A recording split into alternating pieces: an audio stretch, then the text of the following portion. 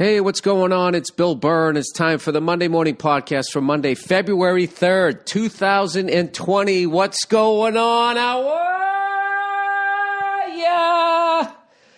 Oh, man. You know, the day after the Super Bowl is always such a bummer, unless your team won. For the rest of us, it's just like, oh, man, football season is over. Now what do? You know what you do. You watch fucking hockey or basketball. You pick one or the other. College or pro, whatever your fucking deal is. Anyways, congratulations to your Kansas City Chiefs, the 2019 Super Bowl champions. Their second championship. They won Super Bowl 4 and Super Bowl 54. That has to be a record. In fact, I know it is. As far as like wins between Super Bowls, I mean the Jets will break it someday, whenever the fuck they win it. But as for right now, that is your record. So congratulations! You got to be going crazy, folks. You got to be going crazy in fucking Kansas City, Missouri, or if you're the president, he thinks Kansas City, Kansas. You know, it's not those things that makes me just not like Trump. It's when he just openly defends bigots and racists. It's just fucking, like, the fact that people can still fucking sit there and be like, yeah, you fucking guys are right, is just beyond me. And I don't mind conservative thought. It's just, you know, how about you let everybody sit down at the fucking table, man? Anyway, condolences to the 49ers, who were right there with 10 minutes left, winning 20-10. That close to winning their sixth and joining the Pittsburgh Steelers and your New England Patriots as the biggest winners of Super Bowls, which for some reason the fucking league is 100 years old and you only need 6 titles to be the fucking Yankees, which makes no fucking sense. They just blew off their first 50 years. I don't understand it. We'll never understand it. We'll never. That type of shit. I don't understand politicians in L.A. with this stupid petition asking the Red Sox to give back the World Series title from last year. While it's like, okay, well, if you're really about fair play, then you should also give back the Los Angeles Lakers 2002 NBA title, considering there was a mobbed up ref that fixed the series against the Sacramento Kings. So what is it, L.A.? Do you really give a shit, or do you just give a shit about yourselves? Speaking of which, I had so much fun watching that game because I didn't have a dog in the fight, and I thought it was so cool seeing the Chiefs in there and the way they did the end zone, like the way it was way back in the day. It's the exact same end zone. I feel like the same color, 64 horsepower trap. That shit. It was great to see the 49ers back in it. I don't know. They look cool playing each other. I don't know. I really enjoyed it. And then I was just at this party watching 49er fans, one in particular, absolutely losing his mind at the fucking officiating in that game. And I got to tell you, I'm impartial here. He wasn't wrong. I thought one of the major advantages the 49ers had was their front four. And I got to be honest with you, the level of fucking holding that they just didn't call. I mean, we were seeing it in live time. I would just be going, holding. They grabbed that Bossa guy. They just right underneath his pads and just hang on like major fucking plays. It was such a, just such a weird thing. Like, we're not calling holding. Like, they barely called it the whole fucking game, and then something they never call, offensive pass interference, all of a sudden they call it, which I understand why they called it, but I can also understand why you wouldn't call it. That was kind of a tough call. It's just one of those games. Every time there's a game, like somebody's, it's just somebody's day, and you're not going to get the call. So the 49ers was not their day. But despite that, they were still up 20-10, and they couldn't close them out. And the whole game went exactly the way I thought it was going to go until that final 10 minutes. And I think the big moment was when they started blitzing and the 49ers had no answer for it. The receivers needed to pick it up. They needed to break off their routes. They needed Kaepernick. They needed to give him something to throw at, which I saw fucking Brady have to deal with all year. And it's so fucking hilarious. They always blame the guy with the ball. And, if there's like fucking, 8 guys up on the line of scrimmage, you have to break off your route, I would think. You don't continue to run the fucking thing with your back to your quarterback. I think that was the big change in the game. And what was so weird was they were shutting down what's his face the whole fucking game. Tyreek Hill was just a complete non-factor. And then all of a sudden in the fourth quarter, they go, we're just going to throw to him now. And then all of a sudden they couldn't stop him the whole game.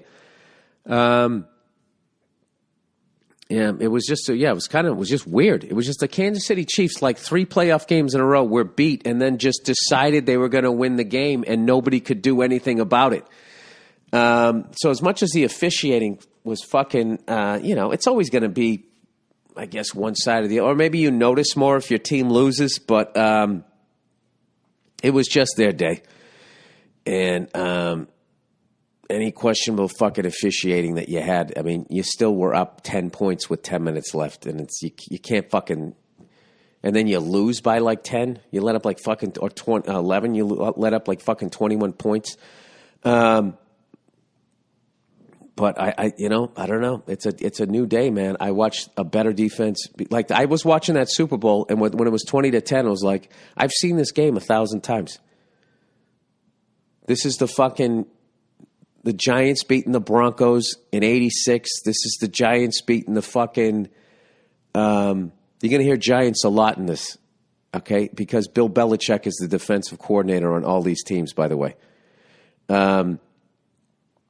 Maybe he wasn't in '86, but I'm pretty sure he was in '90. Giants versus the Bills. The Patriots versus the fucking, greatest show on turf. The Giants versus the undefeated Patriots. You just see it time and time again where this fucking offense comes. The fucking Saints versus the Colts in 2010. Oh, my God, these guys, they're scoring a zillion fucking points. I think the fucking, high-powered offense is going to be 42 to fucking 17 or whatever. Then they come in and then the best defense in the league just shuts them down. Redskins Raiders with fucking Lester Hayes, Mike Haynes, and all of them.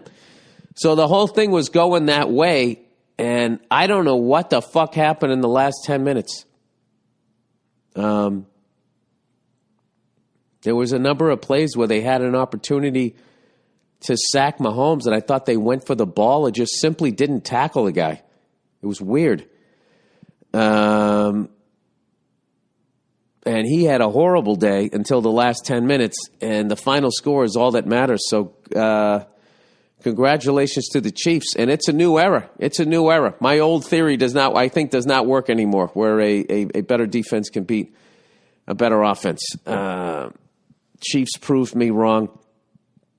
I lost $200 to Keith Robinson, but I will tell you, man, they must be going fucking nuts in Kansas City. That is a fucking great thing, and I was so happy for fucking Andy Reid to finally get one. All of these fucking assholes who don't know shit about football, myself included, but I never trashed Andy Reid. Giving him shit. He's never won the big one. He's never won the big one. It's just like, so much of it also goes to like, who your fucking GM is, who your ownership is. I mean, when you start coaching a fucking team that's just never won one ever, where he was in Philadelphia. I mean, put it this way. This is all you have to know about coaching. At one point, the Cleveland Browns had Bill Belichick and Nick Saban at the same time, and they fired them. So go figure that one out.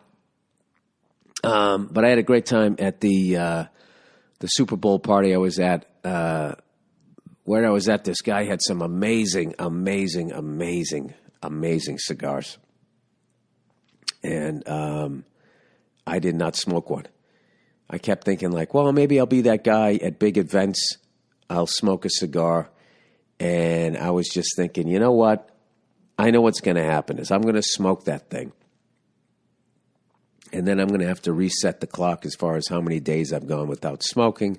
And then it's not going to be a big deal in a couple days if I smoke another one. So I'm going to a big sporting event in April. And I think maybe I'll have one then. I don't know. Maybe I won't. Or my birthday in June. I came awfully close. I was looking in the humidor. I was going, ooh, oh. He doesn't have, oh, yes, he does have the, But, you know, I got the green light from my wife because she thinks I'm nuts with this shit. She goes, you know, I mean, just have a glass of wine. Because she can do that. I can't. I keep trying to explain that to her. Because there's a lot of you guys fucking with these theories like, oh, dude, your wife's making you stop. It's me. I'm doing it.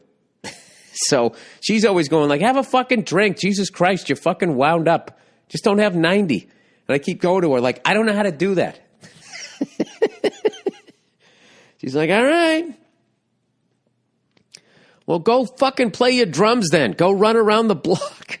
Something. So anyway, yeah, I was just kind of like with the cigars. I remember when I first started smoking, like I had one a year. I'd be at the Rose Bowl. I'd sit on the golf course, and I would just smoke a fucking cigar. And it was great. And then I just didn't for the rest of the year. And I told you that was at one time when I was on a movie and I bought a box of cigars for people. And we went on this booze cruise on this little fucking boat. We were shooting something in Boston. And the boat was just too small, and there was too many people who didn't smoke, and it would just be fucking obnoxious if I started smoking, you know? So so I didn't. And I kept the box, and then I fucking went home. Yeah, so I brought the thing home, the box home or whatever, and I'm trying to remember this shit here. Yeah, and then I didn't want to throw them out, and I just fucking smoked them over the course of like fucking, I don't know, a month, and then that was it. So, anyway, I'm doing this shit because I'm a fucking old dad, and I'm doing the math, going like, you know, I got to be around here. So anyway, congratulations to me. And the Kansas City Chiefs. Anyway, plowing ahead here. Guys, stop asking me fucking questions about that Kobe helicopter crash. I have 230 hours. People just keep fucking sending me emails about it and stuff. And like, there's going to be a report. It'll come out in a year to 18 months, probably 18 months because of the level of intention to this thing. It'll tell you everything. They'll reassemble the helicopter as much as they will figure out what the fuck happened. It is so fucking ridiculous listening to all of these fucking people who don't even have a fucking pilot's license saying special VFR and IFR and into the soup and scud running. It's like I can barely explain half of that shit. I'm studying it right now. And listen to these fucking idiots who don't even fly. I think Kobe told them to fucking. Oh, is that what you think? What is that based on? Because you don't like the Lakers? Like, it's just fucking ridiculous. But I guess that's what people do. I mean, here I am talking about the fucking Super Bowl, going, you know, they really weren't calling holding. The fuck do I know? Anyway, plowing ahead. So congratulations there to the Kansas City Chiefs. Andy Reid finally getting the monkey off his back. All of these fucking assholes. I went on Twitter to check out, you know, all the shit that people were saying. I saw all these people going after fucking Richard Sherman. You're such fucking pussies. All of these fucking Buffalo Wild Wing, man-titted fucking pussies whose balls would fucking crawl up in them if they were playing a preseason game in the NFL. fucking picking on this guy who came back from one of the worst injuries you can have as far as like, you know, your speed, you know, an Achilles injury. He's come back. He's still playing shutdown football on the corner. He gets beat on a couple, and all of these fucking assholes are giving him shit. I don't know. I just think that's really who actually tweets at the player? You know what I mean? Like, what the fuck happened to you in your childhood that you do that? It's unbelievable. But then look at me. I looked it up just to see what the level of assholes that people were being. I actually, you know what I did before I talked about the officiating is I just looked it up to see if there was a lot of talk about it. And there kind of wasn't, only amongst like 49er fans. So that's why I was kind of like, you know, I don't know. What the fuck do I know? I just did find that fucking weird. I don't know. So, plowing ahead here. Let's see here. What else did I want to talk about? Oh, so I've been playing a lot of drums. Now that I don't have any vices left. I mean, I do.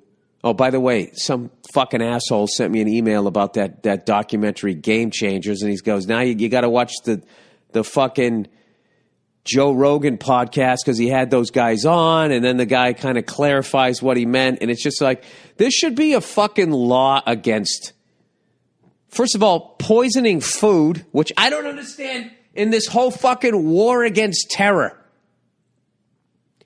Why you can give shit to cows that people then give to their kids, that there's so many fucking hormones that little girls are getting their periods at 10 years of age. Little girls are getting their periods 10, 11 fucking years old because of the amount of hormones that these fucking companies have put into fucking cows that ends up in the milk that children are drinking.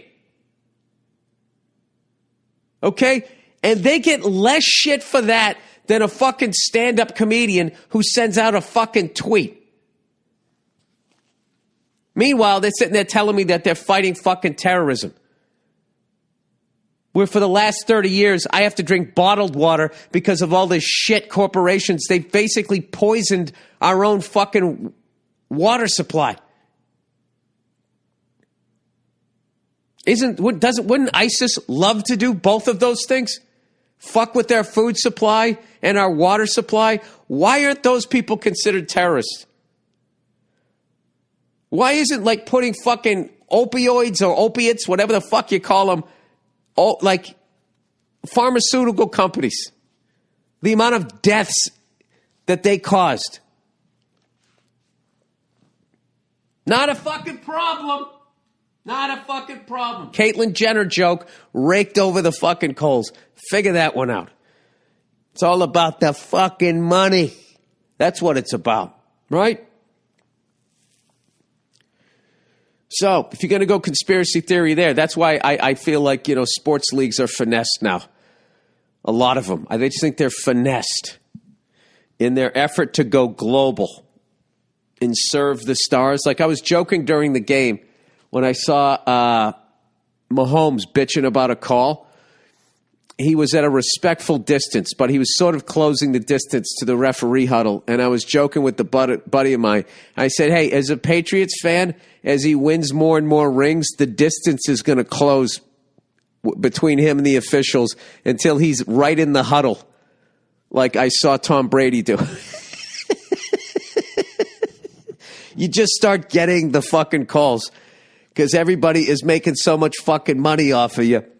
So you watch as the great Patrick Mahomes builds his Hall of Fame career, all right? When he gets his second ring, you know, God willing, for all those long-suffering Chief fans, I say he closes the distance between himself and the referee huddle by 50% after his second ring. And if you get your third ring, which is an automatic, you're in the fucking Hall of Fame, no questions asked. You'll get in with 2, but 3, forget about it. You're automatically in.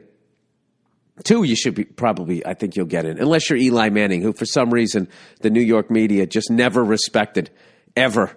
I don't understand it. His entire career, they were calling for his fucking head. I'll never understand that. You watch, he's going to start closing the fucking distance. So, all right, let's talk about some fun shit, shall we? Old Freckles here. Old Freckles McGillicuddy is going to be doing 4 shows.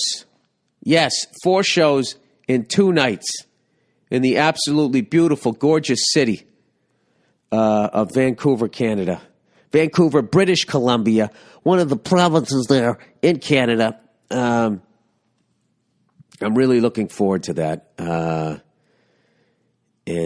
So old Freckles, now that I'm done playing fucking TJ Hooker, I have to fucking go, I got to go do a bunch of spots, which I am going to do, and make sure I got this hour up and running. Also because I'm in, what is it, Santa Ynez? Is that how you say it? I'm at the casino this weekend on the 7th. And I can't. I'm just very excited to be back into living my life in real time, which is one of the greatest things ever. About being a stand-up comedian and doing a podcast is all of it exists in real time. Like, I don't edit this thing unless I say something that I think some fucking white college chick, who has no sense of humor about herself and stopped trimming her pubes is listening. Then I'm like, all right, I need to fucking take that out because I don't need the headache. I don't need the fucking headache. Every once in a while, I'll take something out, but for the most part, I don't. All right? I've maintained this for a long ass fucking time. Like, the people in the writer's room, the directors, the fucking crew. Who else am I leaving out? How hard that they fucking work. The editors, how hard they fucking work. Is just, it's next level. Every time I've been on like a set and stuff, I'm like, these people they're redefining workaholics, and so dedicated to making sure if it's not exactly how they want it, they will stay there all fucking night. It's unbelievable. Because I know if I was in the director's chair, I'd be like, yeah, fuck it, let's go, let's get the fuck out of here. Bruins are playing Winnipeg, man. I don't want to miss the game. My priorities would be all fucked up. Speaking of which, I missed that game. Bartnick was telling me from the Puck Off podcast that there was like 3 fights. So I signed up for the NHL.com website so I can go back and watch that game, which I might today. I know we ended up winning that game. DeBrusque got a late one. And then I caught a little bit of the Minnesota game. We won 4-0. So we're cruising right along here. We're playing a little tougher, which I like, so we won't get bullied out of a Stanley Cup victory like we did last year by the slightly above average St. Louis Blues. I'll never give it up for that team. I'm usually good about it, too. I usually fucking give it up, but Jesus, I'm not mad at the Blues. Hey, you know what? That was your game, and they fucking let you play it for whatever reason. I should get mad at the officiating, I guess. But that never sounds right? Everybody's like, now you're just fucking whining about it. But anyway, so I got 4 shows coming up in Vancouver. So I'm going to try to knock out a couple of special pop-up shows where I run my hour here in Los Angeles. I'll try to keep you posted as to when that's going to happen. I might have some prizes for people who show up, i.e. shit that I have around my house, gifts that I've gotten that I have no room for, that somebody else might be into. Because you're a younger person and you are at the beginning of your journey of accumulating shit. And as a special bonus to people listening to my podcast, because there'll be a lot of people that night, whatever night I do the show, who don't listen to my podcast. Here's some sage advice for you about buying shit. Don't when you're younger, because it's just shit you have to pack up when you want to move. And if I could just go back in my life to young Billy Burr when I first moved to New York City, when I had a box of clothes and I don't know what else. If I could just go back to that fucking dude, and every time I bought a shirt, I took a shirt out of my closet and just walked up to a fucking homeless person, roughly my size, and gave it to him. if I didn't keep all of this fucking memorabilia that I now have, like, this emotional attachment to, that you know, what is the worst is, like, I'm going to die someday, and then some poor fucking family members that I have are going to have to, like, you know, sift through all of my shit. I don't know. I am a that I would say, don't accumulate shit and go easy with the partying. You know, you want to stretch it out where you can just be that person that, you know, can smoke a stick or have a glass of wine, you know, every once in a while when the moment calls for it. That's really a fucking skill to have. To be like, yeah, this is such a great meal. I would like a great, you know, let's share a bottle of wine with this incredible meal. I wish I had done that. As opposed to just, like, you know, just having my foot to the floor and not checking the oil. And then you have a finite number of fun days, is what I'm trying to tell you as a young person. And if you use them all up, you're going to end up like me. At a Super Bowl where you're looking at some of the finest fucking cigars man has ever made, and you cannot partake because you fucking smoked like 20 a month for fucking, you know, 4 months in a row. You just can't fucking... I just cannot stress. Like, I really admired that about my wife. She can just fucking do something and then just stop. I mean, I can stop too, but I know if I start doing it again, it's going to fucking go off the rails. It's just going to, I don't know. So if I could just go back again and redo that, I would not have bought so much of the shit. Like, now what it is, I have a conscious thing now that when I go to a major sporting event, like, I went to the NCAA college football Super Bowl this year. And the only thing my ticket stub is my souvenir. And when I walked in, Club Soda Kenny gave it to me via his phone. He, like, airdropped it to me. And I was like, man. And I didn't even print it out because I'm not just going to have a ticket on a fucking piece of Xerox paper. So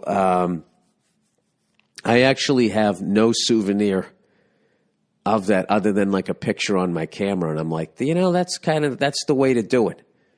So I'm trying to get away from that. You know, but I also have, you know, a lovely lady in my life, and you know how they are with the fucking Amazon. Oh, Jesus with the fucking Amazon. Like, every fucking week, just more and more boxes are showing up, and it's just like, and like, we get into it. I'm like, what is this? Like, oh, you know, I just saw this thing. I'm like, just like, you know, get off my case, man. They get, like, all upset. Yeah, and it's just like, there's 3 people in this lovely house that we finally finished redoing. And, you know, that's another thing too. When you have enough fucking bedrooms for people and everybody, you know, has their own fucking bedroom and everybody's fucking chill and all that shit. And one of you says, you know what, we need more space. We need to move. It's like, no, you need a fucking yard sale. That fucking disease of consumption where you just keep buying more and more and more and more shit. Because I think back in the day, you know, when I was a younger fella and Nia first moved in with me, we were living together in a New York City 1-bedroom apartment, and it was fine. You know? It wasn't the biggest thing, but, you know, it was hilarious. Like, we would get into fights, and there was nowhere to go. You kind of had to work it out. You could go into the bedroom and close the door. I'll tell you what's tough on a fucking relationship, a studio apartment You know, because you got to have that fucking thing where I have to go into another fucking walled in space where you can't see me and just fucking chill out. And that just does not exist. You know, in New York, you know, I mean, you can go for a fucking walk, but, you know, if it's too cold or too humid out, I don't know. And then you go to like an air-conditioned bar or a heated bar and you just start fucking drinking. Yeah, but I will tell you that if I can go, you know, I definitely drew a line in the sand where my garage, like you can still put a vehicle in there. And I really fight that thing when, like, shit starts piling up and my wife starts suggesting that we put it in the garage. I just say, no, we're not putting it in the garage. We're getting rid of it. Or we're getting rid of something else, and whatever that something else is, this thing here that you want to put in the garage is going to go there. Because we are not going to have a bunch of shit. And as I look around this fucking room, you know what I see? I see a bunch of shit. I see a bunch of shit we don't even need. So I saw Jeff Garlin do this a long time ago. He would go to his stand-up shows and he would give shit away to people. And it was always funny, but like it was also perfect because people would be psyched. Both ends were psyched. He was psyched because he was getting rid of it. And then the person was psyched because it was something that they wanted and obviously could use. So, you know, I think one of the greatest things you can do for people is that for your relatives when you die is, number one, to have your affairs in order. All right. And then number two is to not have an entire house of shit that they then have to go fucking put into a fucking landfill somewhere or try to get rid of it. Jesus Christ, am I this fucking old? I'm this old now that I have no fucking vices, and I'm talking about wrapping it up. Jesus Christ, Bill, you're on the 12th hole, okay? You're trying to break 80 here. All right, let's read some of the the fucking advertising. Oh, by the way, have you seen this fucking Bloomberg might join the fucking race here? I got to tell you, for the first time in a long time, that actually made me excited about politics, just as far as the matchup. A billionaire versus a billionaire. You know, they're claiming they're using their own money, which is fucking hilarious. Because I don't think you became a billionaire by spending hundreds of millions of dollars to going for a job that pays $400,000-500,000 a year. All right? Unless the reason why these lunatic billionaires, Donald Trump and fucking Michael Bloomberg, is that his first name? Bloomberg. Those two fucking guys. I think that they want that job because of all of their other businesses and the fucking red tape that they can get rid of for their businesses. Businesses that they can get rid of by being in that $500,000 a year fucking job. That's my only other theory. Because other than that, why would you want that job? We have never-ending wars. We're consistently dropping bombs that fucking innocent people end up dying. You have to make the decision. Do we go in here? Do we go in there? Is that a group of terrorists? And then it turns out to be a wedding or whatever the fuck happened over there.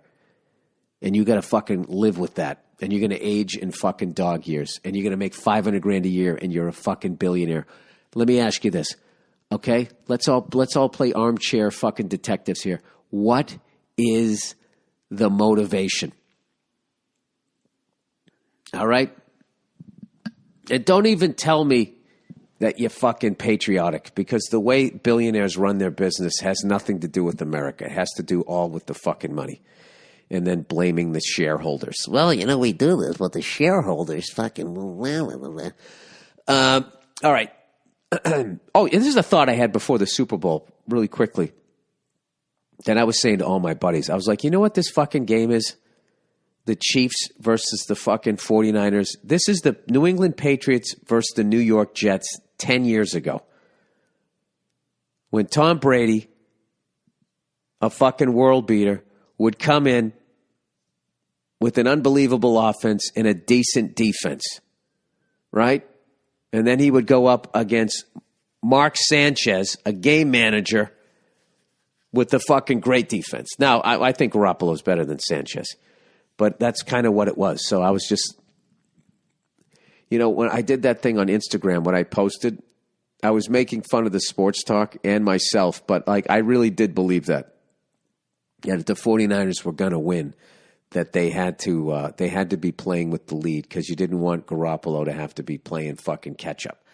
Although he made some fucking sick ass throws. It really was. They started blitzing him, and the 49ers did not adjust, and then that was it. That was it. And then I don't know what happened with Tyreek Hill. He wasn't doing fucking anything the whole game, and then all of a sudden, that guy bit on the inside move, and then fucking Mahomes threw a pass that looked like a fucking punt. I mean, Tyreek Hill was underneath it. I was waiting for him to start waving his arm for a fair catch. And then all of a sudden, they just couldn't stop him. Unbelievable. I got to stop putting money on the game. Why do you know what it is about all of this whole fucking Super Bowl thing? Was I predicted the 49ers were going to win, and I was so loving it. Like going, I see things. I know what happens. And then I watched it all go away in 10 minutes. This is just all my fucking ego. I should just shut the fuck up and congratulate the Kansas City Chiefs. The old AFL Chiefs. Plus, I have a lot of fucking friends that are huge fucking Kansas City Chiefs fans. One of the best fucking guys I've met in this business. All right? The voice of Bob Pogo on F is for Family. David Kechter. I gotta give him a fucking call. Congratulate him. Put my prediction and my $200 aside and be a goddamn man about it. That's what this whole fucking thing is about. It's not about the holding that they let go. It's about the fact that I wanted to be right. I said something that I wanted to have happen so I could act like I knew things that others didn't. All right. See that right there? That is age. That is wisdom. It took me fucking a half an hour, and I apologize to Chief fans that you had to suffer through all of that. That's what it was. I said the 49ers were going to win, and I bet $200 on it, and I predicted how the game was going to go, and it went that way for 50 minutes, and I thought I was going to get all these accolades, hemorrhoids, I don't know how to say it, and I thought I was going to get all of that shit, and the Chiefs took it away from me. It wasn't about Andy Reid. It wasn't about the city of Kansas City, Missouri, or maybe it isn't Kansas. It's actually in both, but that's not where the Chiefs play. They play in Missouri. Maybe it wasn't about them. Maybe it was just about me. Hey, how about this? What were the fucking odds in Vegas? I bet you could bet on this, that in 5 years, the Kansas City Royals would win a World Series and the Kansas City Chiefs were going to win a fucking Super Bowl. They got to get that out there. Let's find another fucking sad sack fucking sports town. All right, what are the odds? Now, let's pick a good one here. Man, there's a lot of cities where there's one sad sack team, but you can't. The Pittsburgh Pirate and the Who. I mean, the Steelers are one, tied for the most Super Bowl wins of all time. The fucking Pittsburgh Penguins have won 4 Stanley Cups in the last fucking 30 years. You can't jump on them. That doesn't work. What's a fucking sad sack fucking town? I would have said Houston, but then they went ahead and won it. I think that's what they should do with the fucking Houston Astros. Instead of an asterisk, you play like Morse code after their fucking World Series. I feel bad for fucking Astros fans. Going nuts. thinking that you won it, and then it comes along that fucking happened. Unbelievable. But I will say this as a Patriots fan, at least you fucking did it. You know, so you don't have to fucking worry about it. As opposed to being accused of something that goes to a court of law that gets laughed out of the fucking courtroom, and the judge actually gets mad and says, why are you wasting my time with this fucking horseshit? And then you still get suspended for it. All right, sorry. Although the Red Sox, you know, I wouldn't argue on any of them. Any of the last four, you know, unless you're just going to say everybody was doing steroids. I wouldn't argue with you on any of those shit. I don't give a fuck. All right. ZipRecruiter, everybody. Zip.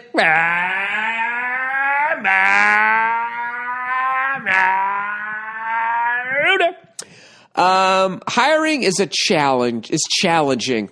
Oh, hang in there, millennials. But there's one place you can go where hiring, I love blaming millennials to the point that they now say, okay, boomer. I just love it because you know what? I'm a Gen Xer and I just sit there just getting both sides fucking yelling at each other. I don't give a fuck. I'm an instigator. But there's one place you can go where hiring is simple, fast, and smart. And growing businesses connect to qualified and a growing businesses is connect to qualified candidates. Cafe Altura's CEO, my favorite name of all time, Dylan Miskowitz. I love that. If somebody tells you their first name's Dylan, there's no fucking way you think their last name is Miskowitz. Dylan, that's like a cowboy name. One of them people out there making it great in the middle of the country. Got themselves a ranch. This is my son, Dylan. That's his stepbrother, Dakota. Experienced how challenging hiring can be after unsuccessfully searching for a director of coffee for his organic coffee company. But then he switched to Zip.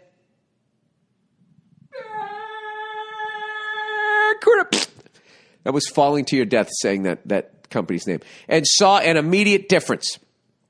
And you too can, and you too by signing up for free at ZipRecruiter.com/Burr. ZipRecruiter doesn't depend on candidates finding you. It finds them for you. And its technology identifies people with the right experience and invites them to apply to your job. So you get qualified candidates faster. In fact, after posting his job on Zip, Dylan, Dakota, and Ravine, get your goddamn rednecks back in this. What do they call their farm? What does a redneck call his house? Compound. Dylan said he was amazed by how quickly great candidates were applying and found his new director of coffee in just a few days with results like that. No wonder this guy's successful. A guy named, Dylan Miskowitz. The amount of humanity that he's covering right there. Huh? People in New York City, all the way out there in the prairies, they like coffee. With results like that, it's no wonder 4 out of 5 employers who post on ZipRecruiter get a quality candidate within the first day. Zip. The smartest way to hire. See why ZipRecruiter is effective for businesses of all sizes. Try ZipRecruiter for free at our website, ZipRecruiter.com/Burr. That's ZipRecruiter.com/BURR. Okay. Oh, I love this company, Brave. All right? Brave, everybody. You know, when I think Brave, I don't think of a soldier or a firefighter. I think of a young white woman who has called herself this over doing nothing particularly brave. All right, Brave, everybody. Brave is the web browser reimagined. Keep your personal information private as you surf the web. You're living in the surveillance economy. What is that, you might ask? Every time you download a web page, you are not just downloading the content. text, and images, you are also downloading privacy-invading trackers. Many popular media sites have over 100 trackers on every page. You're being profiled and tracked across the web. So what? You might say. I mean, that is a Zen way to look at it. I'm not running for anything. Your digital profile includes information about you, such as your search and watch history, your personal beliefs, or even your location, everywhere you've been, and even your current GPS coordinates. I don't get, with all the fucking women out there with legit stalkers, how that this information is like readily available for someone to hack into and find out where somebody is just fucking beyond me. Thank God there's somebody trying to do something about it. These digital profiles allow companies you have never heard of to maintain intimate profiles about you and everyone you know. Brave stops data-grabbing trackers and creepy ads from following you across the web, which allows you to browse up to 6 times faster than with other browsers. Here's an important fact about us. Brave isn't anti-ads. Brave is anti-tracking.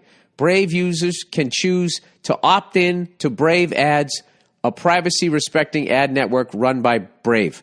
Brave never sees your personal data or behavior, let alone sells that information for profit, and you'll never see an ad from Brave unless you explicitly choose to participate.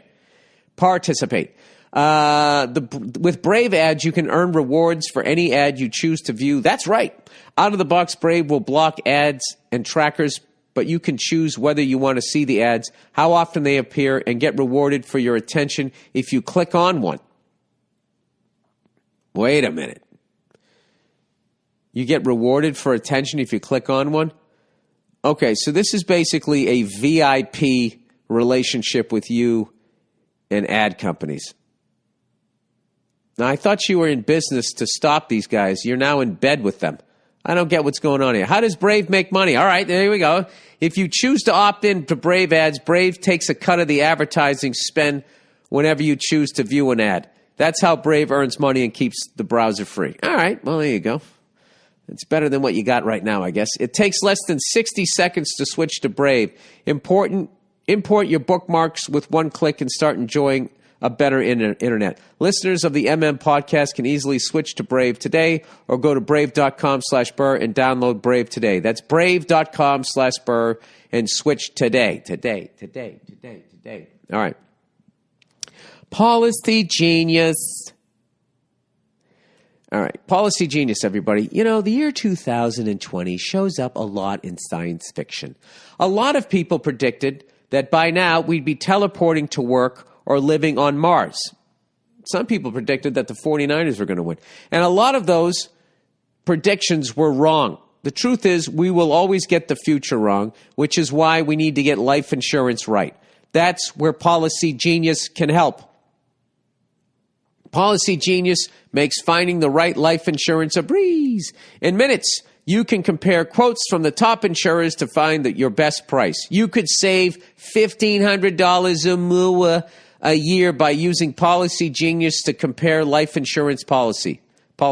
Once you apply, the Policy Genius team will handle all the paperwork and red tape. And Policy Genius doesn't just make life insurance easy, they can also help you find the right home in auto insurance or disability insurance. So, if your science fiction dreams for 2020 still haven't become science fact, don't get discouraged. Get life insurance. It takes just a few minutes to find your best price and apply at policygenius.com. Policy Genius will always get the future wrong, but get life insurance right. All right. But I'm going to die in the future. I'm such a cunt. Don't listen to me. All right. Let's get to some of the questions here. This is the one that I wanted to avoid because I've been having a great time for breakfast. I've been sautéing spinach with garlic. And, I will tell you this, eating way more vegetables and way less meat, afterwards, I definitely feel a lot lighter. What I just don't understand is why the United States government does not get involved. Well, I know why, because they're all grossly underpaid and they get paid off by these cunts in the food industry. Why is it so fucking hard? And they're all in bed. I think they're all in fucking bed with people who put out medicines, and they want you to fucking they don't want you to be dead because they stop making money off you. They want you to be sick and need their medicine to stay alive. And I think that there's a two-hander thing going on with the food industry and the fucking pharmaceutical companies. I just don't know, because explain to me, with all of this fucking technology, why it is so fucking difficult to find out whether an egg is good for me or bad for me. All right, Game Changers doc. Now, for those of you who missed the last couple of episodes, I watched this fucking documentary on Netflix. All right? And it was showing all these amazing things about that if you just stopped eating meat and all of this stuff and, you know, the usual horse shit, you know, we don't have fucking carnivore teeth, and this guy ate fucking spinach all week, and this guy had fucking red meat, and look at his fucking cholesterol, and look at this, and it always goes out to the fucking, you know, the non-meat eaters, right? So, hey, here's somebody going to say. So, dear Billy Radish Face, I bet you're getting lots of love or hate about being interested in more of a plant-based diet. I am. I don't know what to believe. The Impossible Burger, I am not eating that anymore. I'm not fucking with that thing. I am a guinea pig. I'm going to let other people be a guinea pig, and they're going to start getting, if they start lactating, then I know I made the right decision. If I die and they don't, then I know that they were right. Anyway. I was urged to watch that documentary too, and after all these years, I think I'm settling on the fact that eggs are in fact healthy. Once they said eating an egg is like smoking a cigarette, I knew something was fishy. Ah, look at you with your little pun there. I felt more like a Catholic priest painting an image of hell to scare parishioners than a doctor with facts. A few months later, I saw the guy behind the documentary, James Wilk, and a gentleman by the name of Chris Kressner on Joe Rogan's podcast. And this is why Joe Rogan's podcast is the best fucking podcast in the world if you just want unfiltered information for you to then digest and process and make up your own fucking mind yourself. Because everything else is so fucking perverted and skewed. I'm going to watch this episode. Kressner was at one point a vegan, but now follows a diet based on more up-to-date research that has nuances as opposed to dogmatic views. The debate is excellent. Wilkes does a great job defending some of his points, but in the end fails to show any proof that vegans are healthier. I appreciate Kressner and Rogan's breaking down the differences between someone who eats quality meats and vegetables and someone who eats any meats and fried foods, i.e., your body digests meats differently if it's being combined with a plate of French fries as opposed to spinach. Yeah, I've always heard that like a starch with meat is bad, red meat particularly. But most research in the past, did you read it, Bill, or did somebody say that to you and you took it for law because you don't want to read up on it? My problem is when you try to get the information, and like trying to get to the truth. It's because there's so many just fucking lies and people just fucking just trying to sell you on whatever the fuck they're selling. Like food is literally, it's like pop music. And every year there's a new boy band that they're shoving down your fucking throat. You know? Kale. Right? Kale for a couple of years. Oh. Right? They were out there. Right? And all the girls were screaming, oh, you gotta eat kale. And now the new one. Who knocked them off the charts? The Impossible Burger. Right? I want it that way. Right? Now all of a sudden they're out there. Their big pouty fucking lips and their leather jackets, so you know that they're tough too. Right? Anyway, I I appreciate Kressner and Rogan breaking down the difference, i.e. your body digests meat differently if it's combined with a plate of French fries as opposed to spinach. But most research in the past 40 some odd years does not take these things into consideration. Next, it's like politics. They do the same thing. They leave out shit.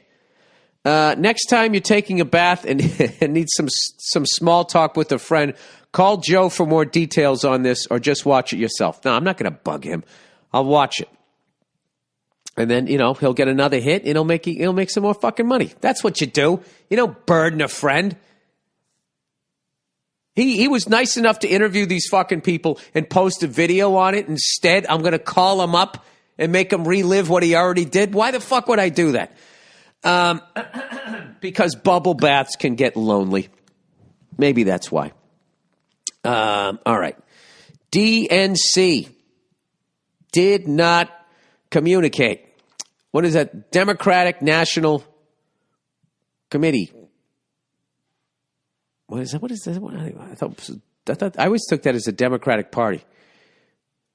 Democratic National Convention. That's what it is. Hey, Bill, you saw that the DNC is changing its rules to make it so Bloomberg can get into the debates?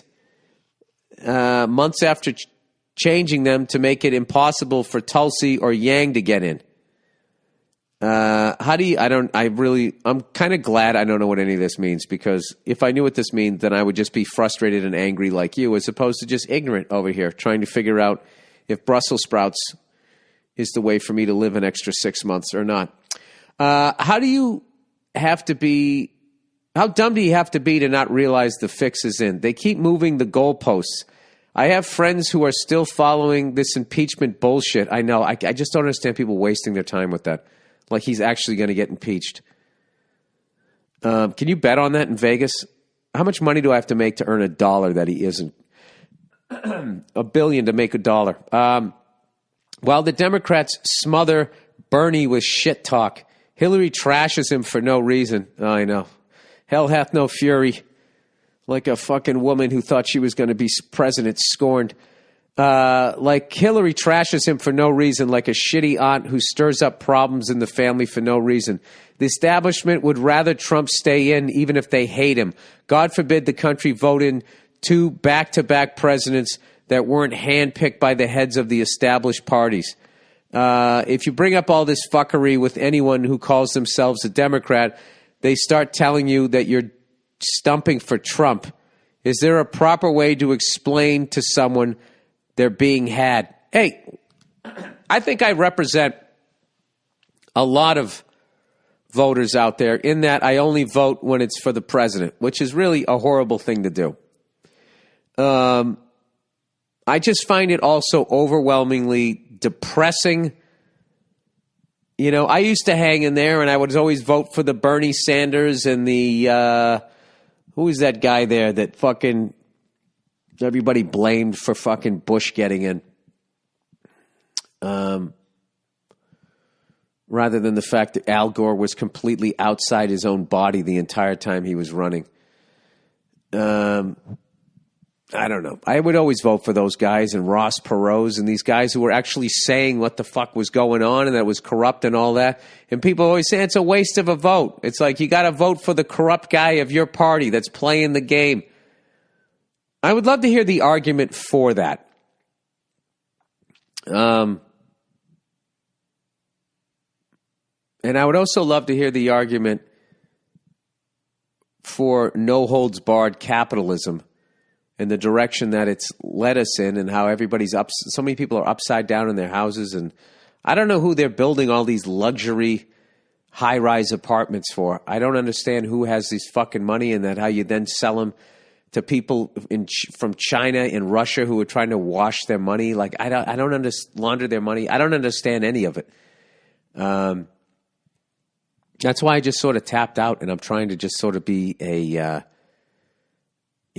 on a local level, trying to just shop at local businesses,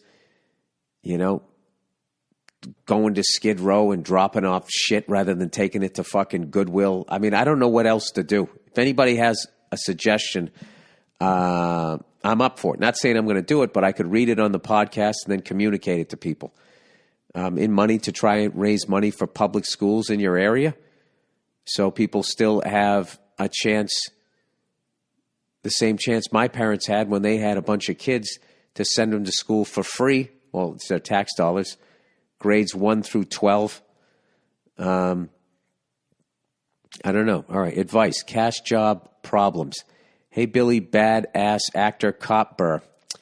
Copper, I get it. Nice. I'm a carpenter from Newfoundland and work 50-plus hours a week for cash on the weekends.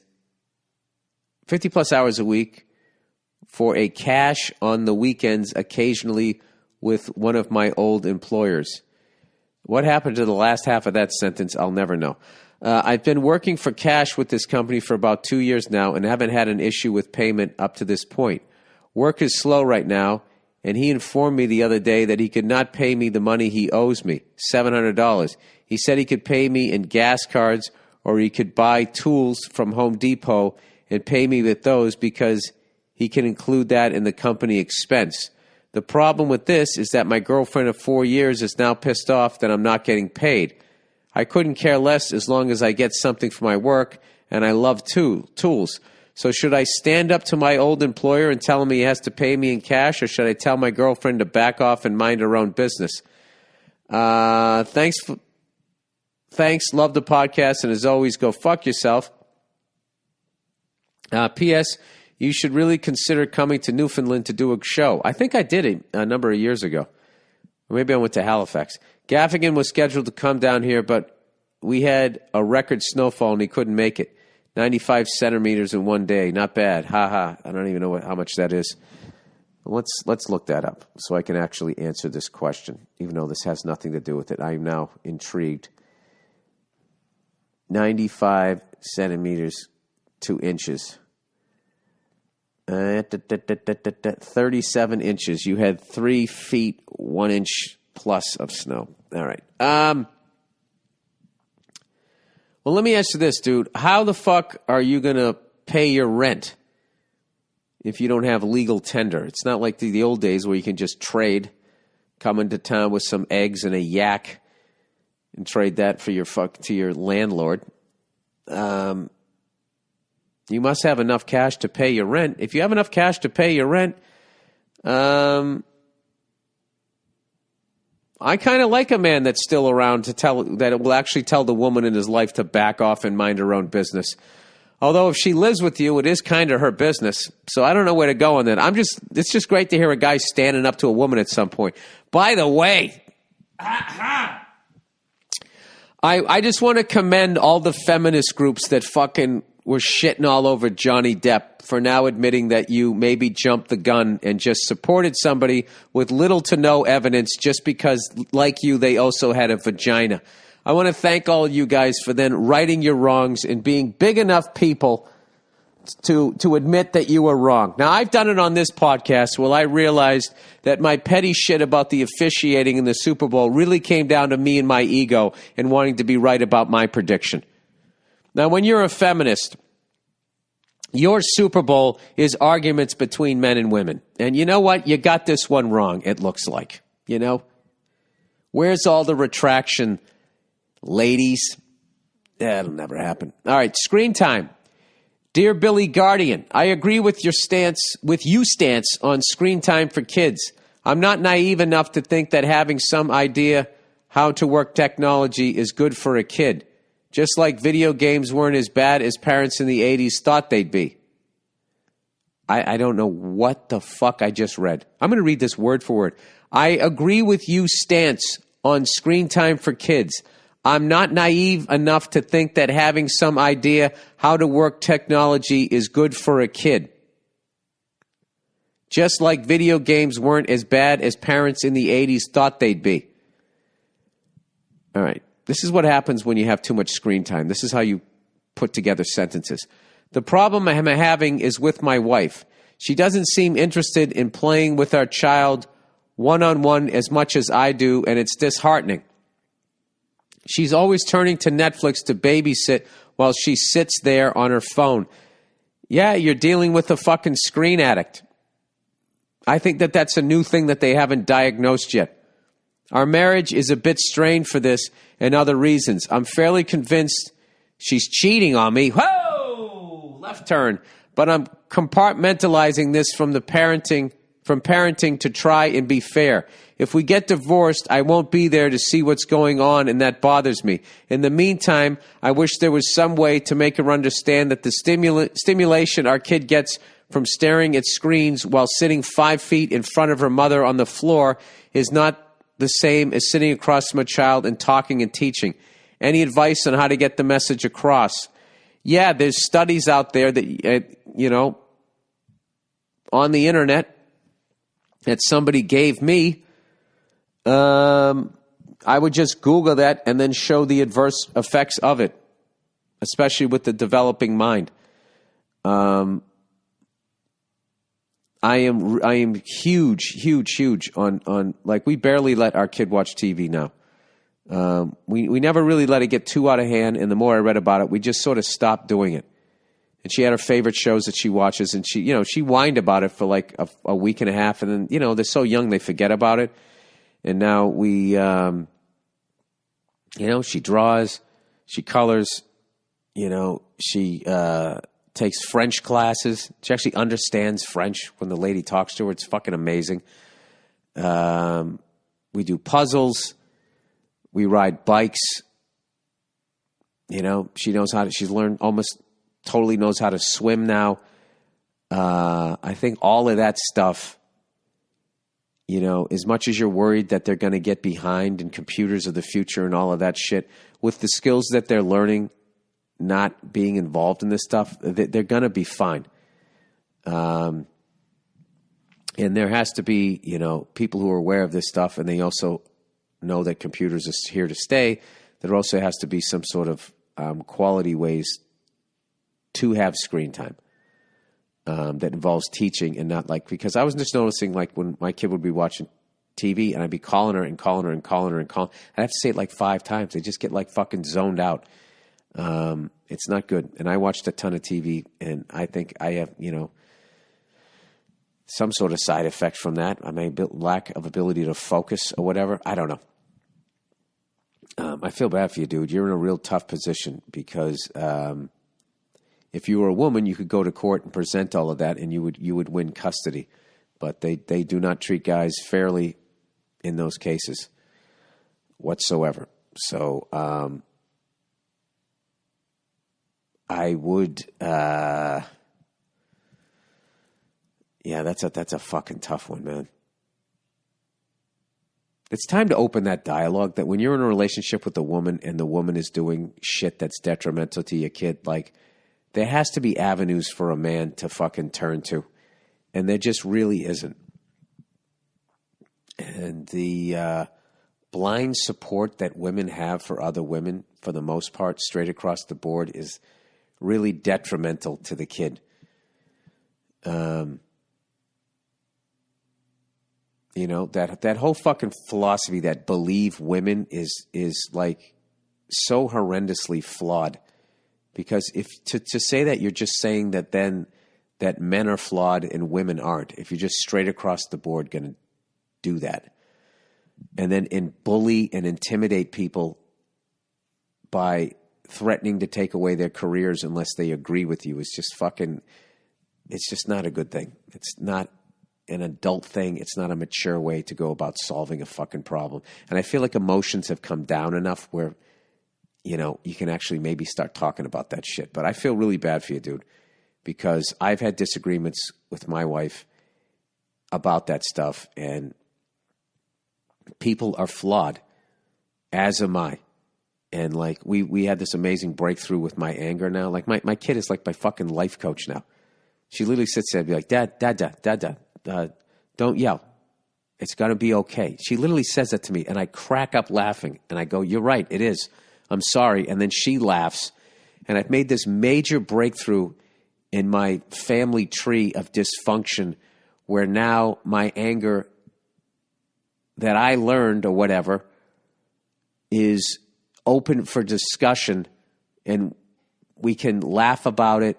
My kid is not even remotely afraid of me or anything. All the shit that I had growing up, you know, with the adults in my life has completely imploded, and it's all on the table. Now, I still have the anger issues that I have to work through, but like the fact that right as I get going, she says, you know, Dad, don't yell, don't yell. And I just stop now. You know, I can't, there's just no way. I can't continue when I hear that voice say that. So it's this weird thing where now instead of snapping, I start to snap. And if I really feel that I have to get it out of me, I just leave the house and I just go out into the garage and I just go play drums or something. I almost need to have like the Frank Murphy heavy bag to hit it sometimes. But, you know, it's been this amazing, you know, of all the gifts that becoming a dad has been for me, the fact that she's actually helping the part of myself that I hate the most has just been this ridiculous cherry on top. So anyway, I don't even know where the fuck I'm going with this. All right, sober activity. All right, Captain Billy, how about making one of those ships in a bottle?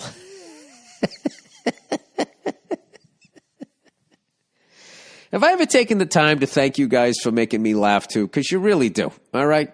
I know I try to do it with you, but the fact that I get it back is fucking great. All right. Imagine you with a monocle on, carefully lining up the mast sails or whatever you call them.